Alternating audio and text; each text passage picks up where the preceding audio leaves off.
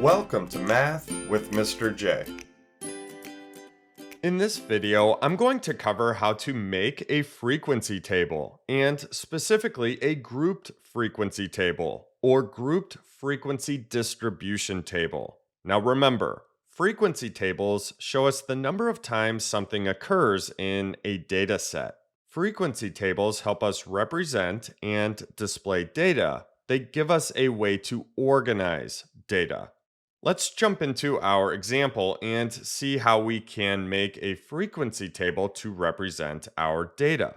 The morning commute times of the employees at a company. So we're taking a look at how long it takes each employee to get to work in the morning, and this is minutes. Now, the first thing that we need to do is find the range of the data. The range tells us how far our data spans. So how spread out the data is between the highest value and lowest value. Knowing the range will help us determine how we're going to approach making our table. It starts us off. All we need to do here is find our highest number in value and lowest number in value, and then find the difference between them. The highest number in value is 53. So that's the longest commute time, 53 minutes. The lowest number in value is 16. So that's the shortest time, 16 minutes. Now that we have the highest value and lowest value, we find the difference. So we subtract 53 minus 16. That gives us a range of 37. Now, seeing that our range is 37, we're not going to want to write each individual number within our table. We don't want to start at 16 and then count up to 53. That table is going to be really long. And then also, the frequency for each value will probably only be 1 or 0. We may have a 2 here or there. This would not be a very good table or give us a good representation of the data. So we're going to make a grouped frequency table. We will have groups called classes or class intervals that the commute times will fall within. The next thing that we need to do is determine the number of classes we want. So how many groups? This is given to us in the direction. So we need to create a frequency table with 7 classes. So let's put 7 here. Now for this example, we were given the number of classes we needed. If this is not given and we need to determine the number of classes on our own, typically speaking, we want to be somewhere in the 5 to 15 classes range, or even 5 to 20. Now, that's not a set in stone rule, but it is something to go off of when you are thinking about the number of classes. This all depends on the data, the range of the data, and how you want to set your table up. So something to keep in mind. Next, we need to determine our class width, which simply put is the size of each of our classes, the size of the groups. So how many numbers will be in each class? We can determine our class width by taking the range and dividing it by the number of classes we want. So our range is 37, and then we divide that range by the number of classes we want. So 37 divided by 7. 37 divided by 7 gives us a decimal, which I'm going to round to the tenths place. So this is approximately 5 3/10. Once we have this, we always round up. So we take 5 3/10 and round up. So 5 3/10 rounds up to 6. We're going to use 6 for our class width. Now we can start making our table. And I'll start with 3 columns for our table, and then a row up top for our column headers, the column labels. The column on the left is going to be the commute time column. So let's put commute. And this is going to be in minutes. And then the middle column is going to be the tally column. And then the column on the right is the frequency column. Now we need 7 more rows for our classes. So 1, 2, 3, 4, 5, 6, and 7.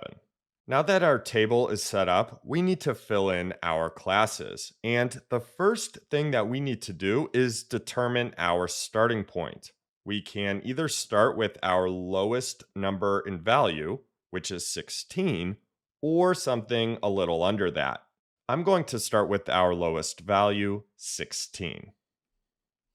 Now our column width is 6. So 16, 17, 18, 19, 20, 21. So 16 to 21 is our first class, our first group.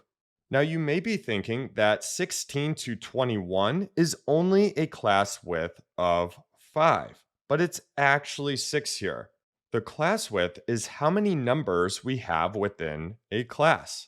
Think about it. We have 16, 17, 18, 19, 20, 21. 1, 2, 3, 4, 5, 6. So that class width is 6. That's something to really pay attention to and be careful with. Our next class is 22 to 27. Now, as you're filling in your classes, one thing you can do, we can use that class width and count by that as we work our way down through the classes. For example, we have 16 plus 6 is 22, and 21 plus 6 is 27. So going down, we can do 22 plus 6, that gives us 28, and then 27 plus 6 is 33. So that's a strategy you can use when filling in the classes. Our next class is 34 to 39. Then we have 40 to 45. Then 46 to 51. And then lastly, 52 to 57. So those are all of our classes, all of our groups. And now we need to work through the data and see where all of our commute times fall. So let's work through the data and tally everything up. We will work from left to right and put a tally in the correct group for each commute time. Let's start with 45 minutes. So 45 minutes goes right here. Then we have 28. 48, 35, 32, 19, 16, 23, 52, 26, 49, 25, 28,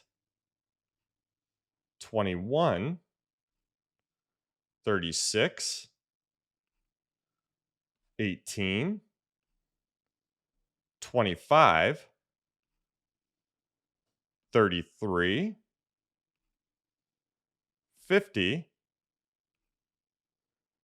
43, 51, 24, 53,